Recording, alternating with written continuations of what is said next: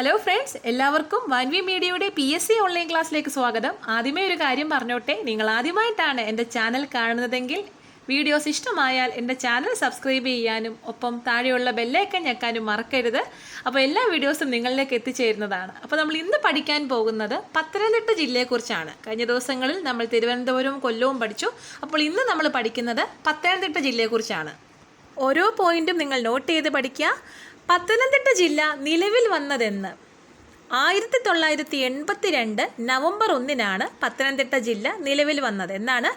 1982 November 1 കേരളത്തിൽ 13ാമതായി രൂപം കൊണ്ട ജില്ല പത്തനംതിട്ടയാണ്. കേരളത്തിൽ 13ാമതായി രൂപം കൊണ്ട ജില്ലയാണ് പത്തനംതിട്ട. പത്തനംതിട്ടയുടെ വിസ്തീർണം 2637 ചതുരശ്ര കിലോമീറ്ററാണ്. എത്രയാണ് പത്തനംതിട്ടയുടെ വിസ്തീർണം? 2637 ചതുരശ്ര കിലോമീറ്റർ. പത്തനംതിട്ട ജില്ലയുടെ ആസ്ഥാനം അത് പത്തനംതിട്ട തന്നെയാണ്. പത്തനംതിട്ട ജില്ലയുടെ ആസ്ഥാനം എന്നറിയപ്പെടുന്നത് പത്തനംതിട്ട തന്നെയാണ്. പത്തനംതിട്ടയുടെ സാംസ്കാരിക തലസ്ഥാനം ആറന്മുള. പത്തനംതിട്ടയുടെ സാംസ്കാരിക തലസ്ഥാനം എന്നറിയപ്പെടുന്ന സ്ഥലമാണ് പത്തനംതിട്ട ജില്ലയിലെ ആറന്മുള. നദീതീരത്തുള്ള ഭവനങ്ങളുടെ നിര എന്നർത്ഥം വരുന്ന ജില്ല പത്തനംതിട്ടയാണ്. നദീതീരത്തുള്ള ഭവനങ്ങളുടെ നിര എന്നർത്ഥം വരുന്ന ജില്ലയാണ് പത്തനംതിട്ട. തീർത്ഥാടന ടൂറിസത്തിൻ്റെ ആസ്ഥാനം എന്നറിയപ്പെടുന്നത് പത്തനംതിട്ടയാണ്. തീർത്ഥാടന ടൂറിസത്തിൻ്റെ ആസ്ഥാനം എന്നറിയപ്പെടുന്ന ജില്ലയാണ് പത്തനംതിട്ട. സ്ത്രീ പുരുഷ അനുപാതത്തിൽ 1ാം സ്ഥാനത്തുള്ള ജില്ല പത്തനംതിട്ടയാണ്. സ്ത്രീ പുരുഷ അനുപാതത്തിൽ 1ാം സ്ഥാനത്തുള്ള ജില്ലയാണ് പത്തനംതിട്ട. പത്തനംതിട്ടയുടെ തനത് കലാരൂപം പടയണി. പത്തനംതിട്ടയുടെ തനത് കലാരൂപം എന്നറിയപ്പെടുന്നത് പടയണിയാണ്. ഗവി ഇക്കോ ടൂറിസം പദ്ധതി നടപ്പിലാക്കിയ ജില്ല പത്തനംതിട്ട. ഗവി ഇക്കോ ടൂറിസം പദ്ധതി നടപ്പിലാക്കിയ ജില്ല ഏതെന്ന് ചോദിച്ചാൽ അത് പത്തനംതിട്ട ജില്ലയാണ്. ദക്ഷിണ കുംഭമേള എന്നറിയപ്പെടുന്നത് ശബരിമല മകരവിളക്കാണ്. ദക്ഷിണ കുംഭമേള എന്നറിയപ്പെടുന്നത് ശബരിമല മകരവിളക്കാണ്. ശബരിമല സ്ഥിതി ചെയ്യുന്നത് പത്തനംതിട്ട ജില്ലയിലാണ്. പടയണിക്ക് പ്രസിദ്ധമായ കടമനിട്ട ദേവീക്ഷേത്രം സ്ഥിതി ചെയ്യുന്നത് പത്തനംതിട്ട ജില്ലയിലാണ്. പടയണിക്ക് പ്രസിദ്ധമായ കടമനിട്ട ദേവീക്ഷേത്രം സ്ഥിതി ചെയ്യുന്നത് പത്തനംതിട്ട ജില്ലയിലാണ്. കേരളത്തിലെ ഏറ്റവും വലിയ ഹിന്ദുമത സമ്മേളനം നടക്കുന്നത് ചെറുകോൽപ്പുഴ പമ്പാ നദിയുടെ തീരത്താണ്. അത് പത്തനംതിട്ട ജില്ലയിലാണ്. കേരളത്തിലെ ഏറ്റവും വലിയ ഹിന്ദുമത സമ്മേളനം നടക്കുന്നത് ചെറുകോൽപ്പുഴയിലാണ്.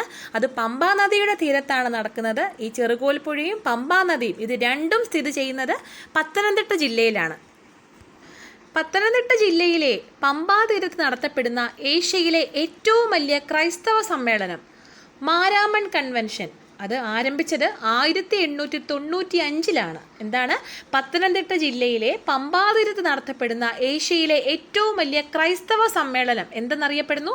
മാരാമൺ കൺവെൻഷൻ. 1895 ഇത് ആരംഭിച്ചത്. മാരാമൺ കൺവെൻഷൻ നടക്കുന്നത് ഏത് ജില്ലയിലാണെന്ന് ചോദിച്ചാൽ അത് പത്തനംതിട്ട ജില്ലയിലാണ്. വാസ്തുവിദ്യാ ഗുരുകുലം സ്ഥിതി ചെയ്യുന്ന സ്ഥലം പത്തനംതിട്ട ജില്ലയിലെ ആറന്മുളയിലാണ്. വാസ്തുവിദ്യാ ഗുരുകുലം സ്ഥിതി ചെയ്യുന്നത് എവിടെ എന്ന് ചോദിച്ചാൽ അത് പത്തനംതിട്ട ജില്ലയിലെ ആറന്മുളയിലാണ്. ജലത്തിലെ പൂരം എന്നറിയപ്പെടുന്നത് ആറന്മുള വള്ളംകളിയാണ്. ജലത്തിലെ പൂരം എന്നറിയപ്പെടുന്നത് ആറന്മുള ഉത്രട്ടാതി വള്ളംകളിയാണ് ജലത്തിലെ പൂരം എന്നറിയപ്പെടുന്നത്. പാർത്ഥസാരഥി ക്ഷേത്രം സ്ഥിതി ചെയ്യുന്നത് ആറന്മുളയിലാണ്. പത്തനംതിട്ട ജില്ലയിലാണ്. പാർത്ഥസാരഥി ക്ഷേത്രം സ്ഥിതി ചെയ്യുന്ന സ്ഥലം ആറന്മുളയാണ്. അത് പത്തനംതിട്ട ജില്ലയിലാണ്. ഇന്ത്യയിൽ സീസണിൽ ഏറ്റവും കൂടുതൽ വരുമാനമുള്ള ക്ഷേത്രം ശബരിമല. ഇന്ത്യയിൽ സീസണിൽ ഏറ്റവും കൂടുതൽ വരുമാനമുള്ള ക്ഷേത്രമാണ് ശബരിമല. ശബരിമല സ്ഥിതി ചെയ്യുന്നത് റാന്നി താലൂക്കിലാണ്. ഇതൊരിക്കൽ PSC പരീക്ഷയ്ക്ക് ചോദിച്ചിരുന്നു, ശബരിമല സ്ഥിതി ചെയ്യുന്ന താലൂക്ക് ഏതാണ്? അപ്പോൾ തെറ്റിപ്പോകരുത്, ശബരിമല സ്ഥിതി ചെയ്യുന്ന താലൂക്ക് റാന്നിയാണ്. പത്തനംതിട്ടയിൽ AD 52 സെൻറ് തോമസ് സ്ഥാപിച്ചു എന്ന് കരുതപ്പെടുന്ന പള്ളി നിരണം പള്ളി. പത്തനംതിട്ടയിൽ AD 52 സെൻറ് തോമസ് സ്ഥാപിച്ചു എന്ന് കരുതപ്പെടുന്ന പള്ളി നിരണം പള്ളിയാണ്. നിരണം പള്ളി സ്ഥിതി ചെയ്യുന്ന ജില്ല ഏതെന്ന് ചോദിച്ചാൽ അത് പത്തനംതിട്ടയാണ്. നിരണം പള്ളി സ്ഥിതി ചെയ്യുന്ന ജില്ല പത്തനംതിട്ടയിലാണ്, തെറ്റിപ്പോകരുത്. ഇന്ത്യയിൽ 0 ജനസംഖ്യാ വളർച്ചാ നിരക്ക് കൈവരിച്ച ആദ്യ ജില്ല പത്തനംതിട്ടയാണ്. ഇന്ത്യയിൽ 0 ജനസംഖ്യ വളർച്ചാ നിരക്ക് കൈവരിച്ച ആദ്യ ജില്ല എന്ന് പറയുന്നത് കേരളത്തിലെ പത്തനംതിട്ട ജില്ലയാണ്. ഇന്ത്യയിൽ തന്നെയാണ് 0 ജനസംഖ്യ വളർച്ചാ നിരക്ക് കൈവരിച്ച ജില്ല, അത് പത്തനംതിട്ടയാണ്. കേരളത്തിലെ താറാവ് വളർത്ത് കേന്ദ്രം സ്ഥിതി ചെയ്യുന്നത് നിരണം, അത് പത്തനംതിട്ടയിലാണ്. കേരളത്തിലെ താറാവ് വളർത്ത് കേന്ദ്രം സ്ഥിതി ചെയ്യുന്നത് നിരണം, അത് പത്തനംതിട്ട ജില്ലയിലാണ്. ജനസംഖ്യാ വളർച്ചാ നിരക്ക് ഏറ്റവും കുറഞ്ഞ ജില്ല എന്ന് ചോദിച്ചാലും അത് പത്തനംതിട്ടയാണ്. ജനസംഖ്യാ വളർച്ചാ നിരക്ക് ഏറ്റവും കുറഞ്ഞ ജില്ല എന്ന് ചോദിച്ചാലും പത്തനംതിട്ടയാണ്. ഇന്ത്യയിലെ ആദ്യ പോളിയോ വിമുക്ത ജില്ല പത്തനംതിട്ട. ഇന്ത്യയിലെ ആദ്യ പോളിയോ വിമുക്ത ജില്ലയാണ് പത്തനംതിട്ട. പെരുന്തേനരുവി വെള്ളച്ചാട്ടം സ്ഥിതി ചെയ്യുന്ന ജില്ല പത്തനംതിട്ട. ഇതും PSC ചോദിച്ചിട്ടുണ്ട് പല ആവർത്തി.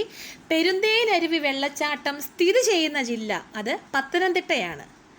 ചെങ്ങറ ഭൂസമരം നടന്ന ജില്ല പത്തനംതിട്ട. ചെങ്ങറ ഭൂസമരം നടന്ന ജില്ല എന്നറിയപ്പെടുന്നത് പത്തനംതിട്ടയാണ്. കേരളത്തിലെ ഏറ്റവും വിസ്തൃതി കൂടിയ വനം ഡിവിഷൻ റാന്നിയാണ്. കേരളത്തിലെ ഏറ്റവും വിസ്തൃതി കൂടിയ വന ഡിവിഷൻ പത്തനംതിട്ട ജില്ലയിലെ റാന്നിയാണ്. ആനക്കൂട് സ്ഥാപിച്ചിരിക്കുന്ന സ്ഥലം കോന്നി. കേരളത്തിൽ ആനക്കൂട് സ്ഥിതി ചെയ്യുന്ന അല്ലെങ്കിൽ സ്ഥാപിച്ചിരിക്കുന്ന സ്ഥലം ഏതെന്ന് ചോദിച്ചാൽ അത് പത്തനംതിട്ട ജില്ലയിലെ കോന്നിയാണ്.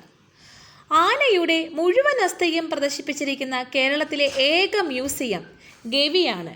ആനയുടെ മുഴുവൻ അസ്ഥിയും പ്രദർശിപ്പിച്ചിരിക്കുന്ന കേരളത്തിലെ ഏക മ്യൂസിയമാണ് ഗവി. കേരളത്തിലെ ഏക ചിലന്തി ക്ഷേത്രം സ്ഥിതി ചെയ്യുന്നത് എവിടെ? കൊടുമൺ, പത്തനംതിട്ട ജില്ലയിലാണ്. ചിലന്തി ക്ഷേത്രം, അതായത് കേരളത്തിലെ ഏക ചിലന്തി ക്ഷേത്രമാണ് കൊടുമൺ, അത് സ്ഥിതി ചെയ്യുന്നത് പത്തനംതിട്ട ജില്ലയിലാണ്. കരിമ്പ് ഗവേഷണ കേന്ദ്രത്തിൻ്റെ ആസ്ഥാനം തിരുവല്ല. കരിമ്പ് ഗവേഷണ കേന്ദ്രത്തിൻ്റെ ആസ്ഥാനമാണ് പത്തനംതിട്ട ജില്ലയിലെ തിരുവല്ല. മന്നം ഷുഗർ മില്ലിൻ്റെ ആസ്ഥാനം പന്തളം. മന്നം ഷുഗർ മില്ലിൻ്റെ ആസ്ഥാനമാണ് പത്തനംതിട്ട ജില്ലയിലെ Pandalam. Kerala institute of folklore and folk ആർട്സിൻ്റെ ആസ്ഥാനം മണ്ണടിയാണ്. Kerala institute of folklore and folk ആർട്സിൻ്റെ ആസ്ഥാനം മണ്ണടിയാണ്. ഗുരു നിത്യചൈതന്യായുധയുടെ ജന്മസ്ഥലം വാകയാർ. ഗുരു നിത്യചൈതന്യായുധയുടെ ജന്മസ്ഥലമാണ് വാകയാർ. കേരളത്തിൽ ഏറ്റവും കൂടുതൽ റിസർവ് വനമുള്ള ജില്ല പത്തനംതിട്ട. കേരളത്തിൽ ഏറ്റവും റിസർവ് വനമുള്ള ജില്ലയാണ് പത്തനംതിട്ട. ദൈവമേ കൈതൊഴാം കേൾക്കുമാറാകണം എന്നത് ആരുടെ വരികളാണ്? പന്തളം കേരളവർമ്മയുടെ വരികളാണ്. ദൈവമേ കൈതൊഴാം കേൾക്കുമാറാകണം എന്ന വരികൾ പന്തളം കേരളവർമ്മ രചിച്ചതാണ്. ഇന്ത്യ ഗവൺമെൻറ്റിൻ്റെ ദാദാ സാഹിബ് ഫാൽക്കെ അവാർഡ് നേടിയ ഏക മലയാളി അടൂർ ഗോപാലകൃഷ്ണനാണ്. ഇന്ത്യ ഗവൺമെൻറ്റിൻ്റെ ദാദാ സാഹിബ് ഫാൽക്കെ അവാർഡ് നേടിയ ഏക മലയാളിയാണ് അടൂർ ഗോപാലകൃഷ്ണൻ. അദ്ദേഹത്തിൻ്റെ ജന്മസ്ഥലം പത്തനംതിട്ടയാണ്. ലോകാരോഗ്യ സംഘടനയുടെ കണക്കനുസരിച്ച് ഇന്ത്യയിൽ ഏറ്റവും കൂടുതൽ ശുദ്ധവായു ലഭിക്കുന്ന സ്ഥലം പത്തനംതിട്ട. ലോകാരോഗ്യ സംഘടനയുടെ കണക്കനുസരിച്ച് ഇന്ത്യയിൽ ഏറ്റവും കൂടുതൽ ശുദ്ധവായു ലഭിക്കുന്ന സ്ഥലമാണ് പത്തനംതിട്ട. മൂലൂർ സ്മാരകം സ്ഥിതി ചെയ്യുന്ന സ്ഥലം ഇലവുംതിട്ട. മൂലൂർ സ്മാരകം സ്ഥിതി ചെയ്യുന്ന സ്ഥലമാണ് ഇലവുംതിട്ട. നിരണം കവികളുടെ ജന്മനാട് പത്തനംതിട്ട. നിരണം കവികളുടെ ജന്മനാടാണ് പത്തനംതിട്ട. വേലുത്തമ്പി ദളവ ജീവത്യാഗം ചെയ്ത സ്ഥലം മണ്ണടിയാണ്. വേലുത്തമ്പി ദളവ ജീവത്യാഗം ചെയ്ത സ്ഥലം പത്തനംതിട്ട ജില്ലയിലെ മണ്ണടിയാണ്. നാഷണൽ ഫിഷ് സീഡ് ഫാം സ്ഥിതി ചെയ്യുന്നത് Kaviyoor. National fish seed farm സ്ഥിതി ചെയ്യുന്നത് കവിയൂരാണ്. കേരളത്തിലെ ആദ്യ ISO സർട്ടിഫിക്കറ്റ് നേടിയ ജലവൈദ്യുത പദ്ധതി ശബരിഗിരി. കേരളത്തിലെ ആദ്യ ISO സർട്ടിഫിക്കറ്റ് നേടിയ ജലവൈദ്യുത പദ്ധതിയാണ് ശബരിഗിരി. ശബരിഗിരി ജലവൈദ്യുത പദ്ധതി സ്ഥിതി ചെയ്യുന്ന നദി പമ്പ. ശബരിഗിരി ജലവൈദ്യുത പദ്ധതി സ്ഥിതി ചെയ്യുന്ന നദിയാണ് പമ്പ. പത്തനംതിട്ട ജില്ലയിലെ ഏക റെയിൽവേ സ്റ്റേഷൻ തിരുവല്ല. പത്തനംതിട്ട ജില്ലയിലെ ഏക റെയിൽവേ സ്റ്റേഷനാണ് തിരുവല്ല.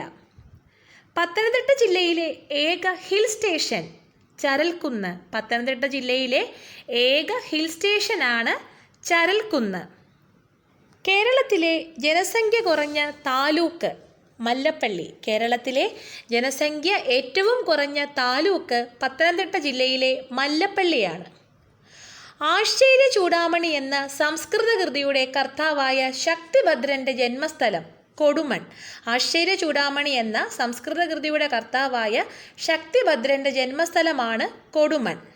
പ്രത്യേകതരം ലോഹക്കൂട്ടുകൊണ്ടുണ്ടാക്കുന്ന ആറന്മുള കണ്ണാടിക്ക് പ്രസിദ്ധമായ സ്ഥലം അത് ആറന്മുളയാണ്. ആറന്മുള ജില്ല സ്ഥിതി ചെയ്യുന്നത് പത്തനംതിട്ടയിലാണ്. അപ്പോൾ ആറന്മുള കണ്ണാടിക്ക് പ്രസിദ്ധമായ സ്ഥലം പത്തനംതിട്ട ജില്ലയിലെ ആറന്മുളയാണ്. കേരളത്തിൽ എല്ലാ ദിവസവും കഥകളി നടക്കുന്ന ഏക ക്ഷേത്രം തിരുവല്ല ശ്രീവല്ലഭ മഹാക്ഷേത്രമാണ്. അതായത് വർഷത്തിൽ എല്ലാ ദിവസവും കഥകളി നടക്കുന്ന കേരളത്തിലെ ഏക ക്ഷേത്രമാണ് തിരുവല്ല ശ്രീവല്ലഭ മഹാക്ഷേത്രം. വൈഷ്ണവരുടെ ഒരു തീർത്ഥാടന കേന്ദ്രം കൂടിയാണ് ശ്രീവല്ലഭ മഹാക്ഷേത്രം എന്ന് പറയുന്നത്. കേരളത്തിലെ ഏക പക്ഷിരോഗ നിർണയ ലാബായ മഞ്ഞാടി സ്ഥിതി ചെയ്യുന്നത് തിരുവല്ലയിലാണ്. കേരളത്തിലെ ഏക പക്ഷിരോഗ നിർണയ ലാബായ മഞ്ഞാടി സ്ഥിതി ചെയ്യുന്നത് തിരുവല്ലയിലാണ്.